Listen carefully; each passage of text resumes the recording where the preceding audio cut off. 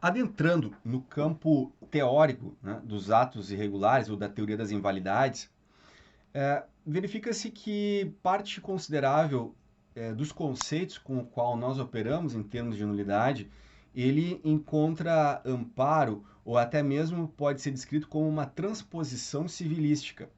Isso antes do processo penal adquirir autonomia científica, né, o que vem muito tarde, vem apenas em 1938, na Itália, com a primeira cátedra de direito processual penal. O processo penal, muitas vezes, ora preso ao direito penal material, ora preso ao direito processual civil.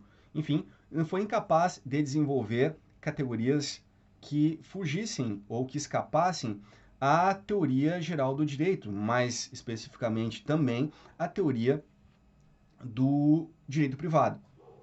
Então, se nós observarmos textos mais antigos de processo penal e de direito processual de uma maneira geral, nós vamos verificar como as nulidades elas são descritas e as hipóteses de sua configuração e consumação acabam sendo explicadas através do recurso à teoria da formação da vontade. Então, os vícios dos negócios jurídicos acabavam sendo critérios usados para descrever as nulidades processuais penais. Então, de uma certa maneira, nós podemos dizer que as concepções em torno do processo eram também capazes de fazer uma maior ou menor aproximação do processo penal com essas categorias do direito civil. Então, explicando aqui, as duas teorias mais primitivas sobre a natureza do processo, elas vão implicar em conceber o processo como um contrato ou um quase contrato, né? Talvez ainda mais a teoria do quase contrato é um pouco mais desenvolvida, né? Ela adquire sua feição contemporânea na elaboração do Arnaud de Guinevot, né? Em que ele define que o processo seria uma espécie de quase contrato de elites contestácio, né? Veja que aqui o direito processual civil sequer tinha autonomia em relação ao direito privado. Então se explicava a natureza jurídica do processo tomando como base uma figura do contrato, né? A figura das obrigações. E é interessante notar que isso permitiu também a primeira elaboração teórica que procurava explicar a natureza jurídica das nulidades. Ora, se o processo era um contrato, as nulidades seriam os equivalentes aos vícios da vontade. Então, aqui como hipóteses de nulidades, nós tínhamos o erro, a coação, a simulação, que eram vícios da vontade que acabavam acarretando a invalidade do negócio jurídico e, por ser o processo interpretado como um contrato ou semi-contrato, a má formação da vontade no negócio jurídico era transposta para o plano processual penal, ou para o plano processual em geral. Então, a primeira teoria, ou a primeira teorização sobre nulidades, as concebia como uma espécie de vício do negócio jurídico, né? Então, vício do negócio jurídico contratual. Uma segunda abordagem em torno da natureza jurídica das nulidades é aquela que concebe as nulidades como uma hipótese ou como uma espécie de sanção processual. Eu poderia dizer que ainda na Itália hoje é a teoria predominante. Conceber a nulidade como uma sanção de natureza processual implica algumas considerações. Em primeiro lugar, as nulidades elas vão aparecer num campo chamado das sanções processuais. Então, ela vai estar, por exemplo, ao lado da preclusão. A preclusão é uma espécie de sanção processual que pune a parte desde o momento em que ela deixar passar o tempo, né? Então, quando nós temos um prazo para ser cumprido, nós deixamos transcorrer em branco esse prazo, nós seremos punidos com a perda de exercício daquela chance processual. Então, a preclusão é uma espécie de sanção processual. No processo penal, né, há uma forma específica da ação penal privada, chamada de perempção, quando, por exemplo, o querelante, nas alegações finais escritas, ele deixa de requerer como pedido a condenação do acusado. Então, a perempção nada mais é do que uma sanção processual capaz de extinguir o processo e a punibilidade do sujeito decorrente da má prática de um ato processual ou ainda de ter deixado a parte de atender prazos ou de dar andamento ao processo. O artigo 60 do atual Código de Processo Penal, ele define a perempção como uma espécie de sanção processual, né? E as nulidades, elas seriam consideradas sanções porque elas seriam vistas como, como efeitos que vão provocar o desperdício de atos processuais. Ou seja, ela é uma sanção porque o ato já foi feito e a punição é fazê-lo de novo. Nós tivemos um ato, esse ato foi elaborado, porém, a sanção é refazê-lo. Então, é reinvestir tempo e custos em torno da realização de um ato que já havia sido praticado, mas que não observou a formalidade prevista. Ora, faz sentido considerar as nulidades como uma espécie de sanção nos exatos termos em que a própria elaboração da teoria das nulidades é vista a partir da legalidade processual. Então, se a construção do tipo penal é a de uma tipicidade ao qual se agrega a punição pela realização do tipo penal, no caso do direito processual penal, a própria doutrina italiana vai trabalhar com o conceito de fattispecie, né, de tipicidade, né, tipicidade que vale tanto para o direito penal material quanto para os atos processuais. Então, se afirma que os atos processuais, a previsão, por exemplo, de que como se faz o interrogatório, né, quais são as medidas que devem ser tomadas e garantidas pelo juiz no momento de proceder ao interrogatório do acusado, o momento processual, todo o conjunto de requisitos para que esse ato tenha validade, constitui um tipo processual. Então, toda vez que o Código de Processo Penal estabelece determinados requisitos para a realização desse ato, está estabelecendo uma tipicidade. A diferença é que no direito penal material, a sanção já está presente no próprio, né, logo abaixo do próprio tipo penal, dizendo a quantidade de pena aplicável. Por seu turno, as nulidades, elas seriam sanções de natureza genérica que seriam aplicáveis a qualquer tipo processual, bastando aqui, né, a variação da intensidade da punição, ela varia conforme nós tenhamos uma nulidade relativa ou uma nulidade absoluta.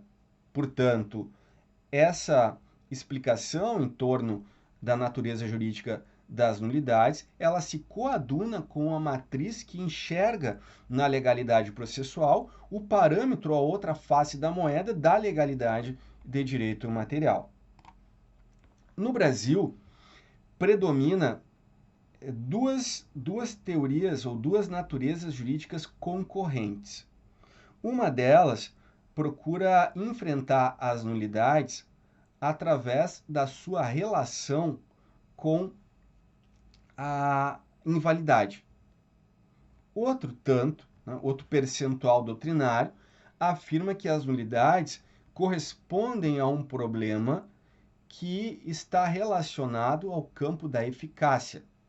Então, voltamos de novo à teoria geral do direito, né? Então, os campos da existência, validade e eficácia, eles foram mais bem construídos no campo do direito privado, né? Então, a própria divisão dos planos da existência, validade e eficácia constitui um parâmetro fundamental da teoria do direito privado e dos negócios jurídicos, né? Aqui citando o próprio clássico do Marcos Bernardes de Mello, que divide justamente os atos jurídicos nessas três dimensões. Mas no campo processual penal, né, nós vamos enfrentar nas nulidades uma dupla problematização. A primeira delas, campo da validade. Afirmar que a nulidade é um defeito do campo da validade, significa dizer que o problema das nulidades está relacionado à má formação do ato processual, ou seja, o momento em que o ato processual é executado sem a obediência dos seus requisitos ou parâmetros legais. Então, afirmamos que a nulidade é uma equivalente a uma invalidade processual penal. Segundo aspecto, quando se afirma que a nulidade é um problema de eficácia, estamos dizendo que, ou dizer que a nulidade é a ineficácia do ato jurídico, do ato jurídico processual, significa dizer que ela está relacionada não ao campo da má formação dos atos jurídicos, mas sim ao campo dos efeitos produzidos por um ato que descumpriu a sua forma preconizada em lei. Nesse sentido, a ineficácia seria sinônimo de nulidade. Bom,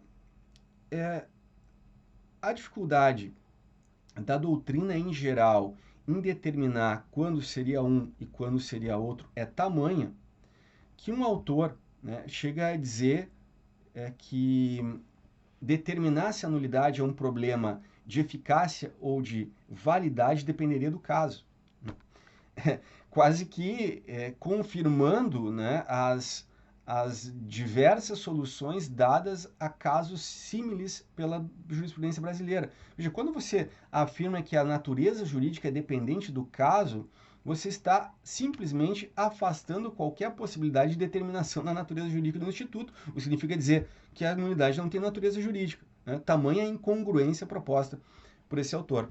Então, é evidente que a natureza jurídica das nulidades não pode ser subsumida ao caso em concreto, ao qual ela acaba, na prática, afetando. O que penso eu? A minha defesa em torno da natureza jurídica das nulidades é de conceber as nulidades como um instituto, como uma categoria processual penal que, por seu turno, tem uma natureza mista. Como?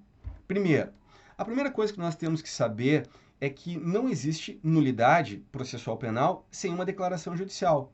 Infelizmente, diversamente dos atos da vida civil em geral, e que podem ser taxados como nulos ou anuláveis, a depender da obediência ou não da forma prescrita em lei, quando a gente olha, por exemplo, a forma dos atos jurídicos em geral, dos atos da vida civil, nós vamos ver lá determinados requisitos que têm que ser obedecidos em geral, como, por exemplo, agente capaz, forma prescrita ou não proibida pela lei. Esse é o plano da validade. Então, existem critérios gerais que orientam aquele negócio jurídico, aquele ato jurídico, que pode ou não passar por esse plano. Então, o plano da validade nos atos em geral é diverso do mundo do processo penal. Porque, veja, se nós tivermos uma prisão preventiva decretada por um juiz incompetente, veja, não há a menor dúvida de que a competência, ela caracteriza e corresponde a um pressuposto de validade dos atos processuais. Não há dúvida disso. Porém, se nós observarmos os efeitos práticos desta decisão, mesmo que, ainda que a decisão seja prolatada por um juiz incompetente, nós vamos verificar que esses atos continuam produzindo efeitos até o momento em que eles forem desfeitos. Então, os atos de processo penal, independentemente da sua validade, produzem efeitos no mundo. Essa é a diferença, a mais absoluta diferença em relação aos atos da vida em geral. Então, todo ato processual penal, por ser um ato dinâmico e da vida, produz efeitos. Tem como corolário produzir efeitos imediatamente, ainda que a invalidade seja flagrante. Então, nessas condições, é preciso dizer, não há nulidade sem declaração judicial. As nulidades do processo penal, elas são decorrentes da manifestação judiciária que atenta para a prática de um ato. Então, para termos nulidades, primeiro temos que ter uma prática de um ato. 2, o passo seguinte, é preciso que alguma autoridade judiciária declare algo sobre o ato que se está examinando. Então, esse juiz incompetente que decreta a prisão preventiva, por mais que não tenha competência e, portanto, o ato seja inválido, está produzindo efeitos. O sujeito está preso. Então, até o momento em que um órgão judiciário, pode ser ele próprio pode se declarar incompetente e determinar a soltura do acusado. Não importa se é o mesmo órgão ou outro órgão revisor, como, por exemplo, o Tribunal de Justiça, que, através de um habeas corpus impetrado pelo defensor do preso, acabe dizendo realmente o juiz é incompetente, portanto, há que se determinar a soltura, já que o ato é inválido. Isso não caracteriza, não importa quem é a autoridade que examine, mas sem uma decisão judicial não há nulidade. Portanto, a nulidade ela é dependente, ela é umbilicalmente dependente de uma declaração judicial. Bem, então, estamos a atribuir às unidades o papel de gerir ou de orientar uma determinada decisão judicial. Segundo aspecto, como as unidades elas provêm de uma decisão, elas têm duas características, ou uma natureza dúplice. Primeiro, nulidade é uma declaração judicial. Esse é o ponto. Então, conceitualmente, nulidade é uma decisão judicial que, no primeiro momento, declara invalidade. Porque, vejam, eu não posso passar batido pelo plano da análise de se aquele ato ele estava ou não conformado aos ditames legais. Então, no campo das nulidades, é obrigatório, é indispensável que a autoridade judiciária que examina a questão levantada, a questão trazida à apreciação, declare a nulidade a partir do momento em que confronta o ato processual praticado com o estándar, com o modelo previsto em lei. Então, é uma declaração, nulidade é uma decisão judicial que declara a invalidade. A validade é o plano da conformidade. Validade é o plano da adequação. Se o ato processual penal emitido no curso do processo, ele obedeceu à forma prescrita em lei. Então, falar sobre validade é falar sobre o plano da adequação normativa do ato processual. Então, nós afirmamos que a nulidade é uma decisão judicial que declara a invalidade. Mas, veja, é possível e plenamente aceitável que atos inválidos produzam efeitos. No campo do direito civil em geral, bastaria dizer, bom, imaginemos uma pessoa que case com outra, mas esse casamento é nulo. Esse casamento é nulo. Porém, esse casal tem filhos. Veja que um ato nulo vai gerar efeitos relacionados à paternidade, todos esses direitos que estão ali conexos. Pois bem, no campo processual penal, eu tentei demonstrar isso, que qualquer ato, por mais inválido que seja, ele produz efeitos. Então, o juiz incompetente que decreta a prisão preventiva de alguém acaba produzindo imediatamente efeitos, até o momento em que esses atos são desconstituídos. Não é suficiente que o juiz reconheça que aquele ato é inválido. Olha, realmente o juiz é incompetente. Ele pode manter os efeitos do ato. Então, agrega-se, a nulidade é uma decisão judicial que reconhece, que declara a invalidade e que desconstitui os efeitos daquele ato inválido. Então, o segundo passo não é apenas reconhecer que aquele ato ele não atendeu aos ditames legais, é ao mesmo tempo determinar quais são os efeitos que serão desconstituídos, isto é, qual é a extensão da desconstituição. E aqui nós estamos a falar do plano da eficácia. Então, no plano dos efeitos, uma nulidade então pode ser definida como uma declaração judicial que declara a invalidade do ato e que desconstitui os efeitos daquele ato processual. Nesse aspecto, nessa abordagem, é possível verificar que, de um lado, nós temos uma dimensão das nulidades ligadas a uma decisão judicial, e esta decisão judicial, por seu turno, ela tem que dar conta de dois efeitos, ou de duas esferas, a esfera da validade e a esfera da eficácia. Então, se o juiz reconhece que o ato ele é inválido, mas por algum motivo mantém os seus efeitos, né, é porque ele está trabalhando com uma saneadora, né? O saneamento dos atos opera no plano dos efeitos, no plano da eficácia, não no plano da validade. Então, aqui nós admitimos, ao determinar que as nulidades possuem duas dimensões jurídicas, que não haja contaminação ou que haja independência e autonomia entre a esfera da validade e a esfera da eficácia. Então, é possível plenamente, como nós vamos ver, como tem adotado a nossa doutrina e a nossa jurisprudência, que atos inválidos produzam efeitos. Por exemplo, quando a parte não consiga demonstrar o prejuízo. Não é porque o ato continua sendo inválido. O problema é que o ato inválido continua produzindo efeito. Essa é a dinâmica, portanto, da nossa atual doutrina e praxis jurisprudencial em torno das nulidades.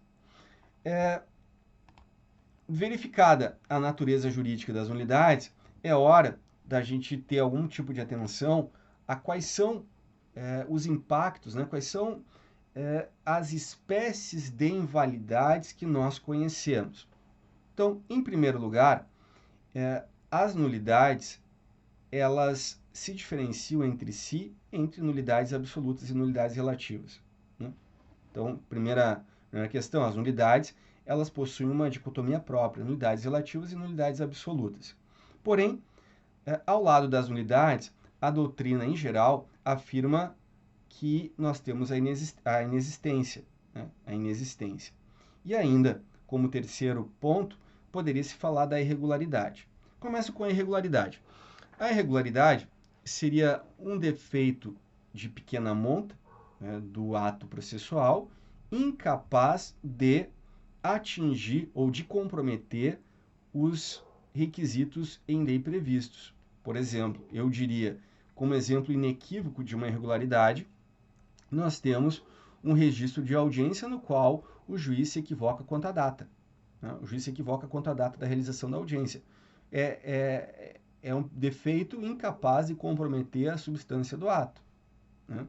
Ou ainda, quando o juiz se equivoca em relação ao nome das partes. Veja, são danos, digamos assim, são defeitos. É inequívoco que há defeito, você errou o nome da parte, você errou o nome a data da audiência, porém, incapazes de alterar a substância, né, do ato realizado.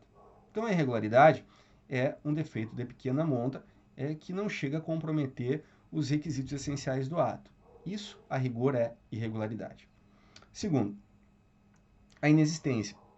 A inexistência, ela é uma categoria que ainda vem sendo utilizada.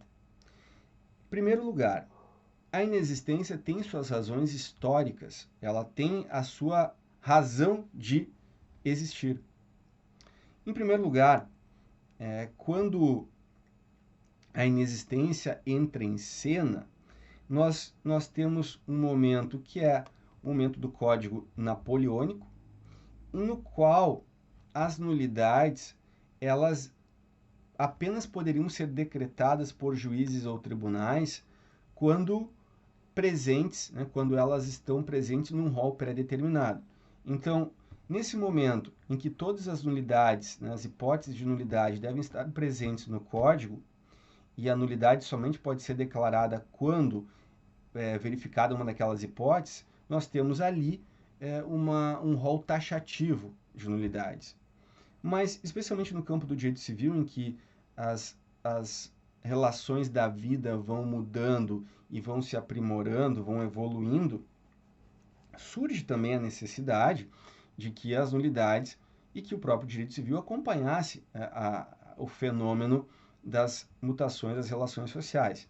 Então, nós tínhamos uma situação na qual, especialmente na França, onde se desenvolveu essa teoria, nós tínhamos um rol muito limitado de nulidades e os tribunais se deparavam com casos que eram casos importantes, porém não estavam ali previstos. Então, os tribunais, para ultrapassar a barreira das nulidades legais, né, do rol fechado de nulidades, desenvolveu uma categoria chamada inexistência.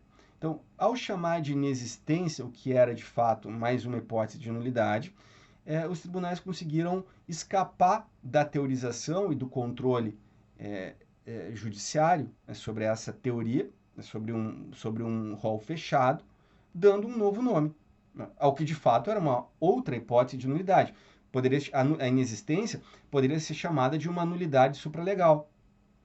Essa experiência da inexistência, ela continua, ela acaba sendo mantida durante a nossa experiência brasileira processual penal e também em termos de direito privado, direito processual civil, a ponto de, por exemplo, os professores Fábio Gomes e Ovidio Batista da Silva falar que a inexistência é uma categoria anacrônica, né? Ela é uma categoria que não tem mais qualquer tipo de razão de existência, que tudo pode ser resolvido com a figura das nulidades. Basta considerar a existência e a possibilidade de nulidades supralegais, né? O que de fato me parece uma observação absolutamente correta, impecável. Ora, porém, a inexistência, né, como vocês vão observar em inúmeros escritos, ela continua sendo utilizada tanto por tribunais quanto por teóricos, né? E aí nós chegamos a um ponto em que a própria justificação da figura da inexistência é muito difícil de ser feita, né? Então, na maior parte da doutrina, sustenta que a inexistência seria um vício de tamanha monta, de tal magnitude, que o ato jurídico seria incapaz de ter passado pelo plano da existência. Sim, é uma obviedade ululante dizer que o ato inexistente é aquele que sequer pode ser considerado como existente, óbvio, né? Isso é óbvio, né? Isso faz parte de uma questão linguística, inclusive, né? Dizer que o inexistente é aquilo que não existe é ficar em torno de uma redundância, de uma tautologia.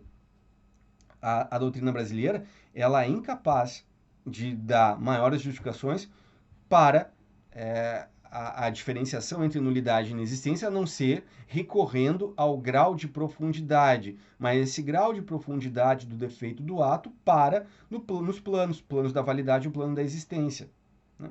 Mas, da mesma maneira, falar num ato inexistente é continuar no campo processual penal, que é o campo da dinâmica, que é o campo da vida, falando em atos que não poderiam produzir efeitos, né? Então, imaginando aqui que eu tenho uma prisão preventiva tão precária que ela deva ser considerada inexistente, isso não afeta os efeitos do ato, que são a manutenção do acusado ou do suspeito preso, né? Então, eu tenho um ato inexistente, né? Mas o sujeito continua preso e vai continuar até o momento em que esse ato seja desfeito. E se fôssemos levar a sério uma teoria da inexistência, eu deveria... O remédio jurídico cabível para uma decretação de inexistência seria uma ação que nós vimos no direito romano chamado querela nullitatis. Porque eu preciso primeiro, se o ato não existe, ele precisa que seja reconhecido. Eu só posso questionar um ato inexistente a partir do momento em que ele é reconhecido. Ou seja, ele não existe. Então eu preciso que ele seja reconhecido pelo judiciário para depois ser desfeito. Ou seja, é algo absolutamente incompreensível na dinâmica processual penal. Falar eu não consigo ser convencido por nenhuma das explicações em torno da inexistência, seja no direito processual penal brasileiro ou qualquer outro direito comparado. Não existe nenhum tipo de razão suficiente para que a inexistência tenha autonomia em relação às nulidades. O que nós deveríamos operar exclusivamente com as nulidades. Além disso, como a gente vai ver, a inexistência tem ainda, ela cobra um preço, que é da utilização em forma de manipulação e que pode redundar em prejuízo ao acusado. Falarei disso mais adiante. Seja como for, então, e para mim, a inexistência e a irregularidade são atos que não se configuram como nulidades. Aliás, né, para ver o nível, para a gente perceber o nível manualístico da inexistência, né, dos estándares, da estereotipação, existem 4 exemplos que a doutrina oferece para a inexistência. Primeiro, uma sentença elaborada por quem não é juiz. Bom, se fôssemos levar a sério isto, então a maior parte dos atos do judiciário seriam inexistentes, né? Então todos os atos praticados por estagiários são inexistentes. Segundo, por uma sentença que não é assinada, né? É um exemplo que também perde a sua força à medida que avançam os processos eletrônicos. Então temos assinatura eletrônica. 3, por uma audiência realizada por quem não é advogado. Tudo bem, então ser uma audiência inexistente, não nula. E 4, uma audiência em que participa um advogado suspenso pela OAB, né? Então, a audiência é inexistente, nem mesmo nula. Mas nós não vemos nenhum tipo de explicação adicional do porquê esses atos seriam inexistentes e não nulos, né? Então, porque isso é um ato tão grave que oferece um defeito que faz com que o ato nem passe pelo plano da existência, né? Vocês acham mesmo que uma audiência feita por um advogado suspenso na OAB é um ato tão mais grave do que o de um juiz incompetente? Penso para mim que não. Mas, enfim, essa é uma teoria, a meu juízo, absolutamente superada, que não possui razões para que seja mantida.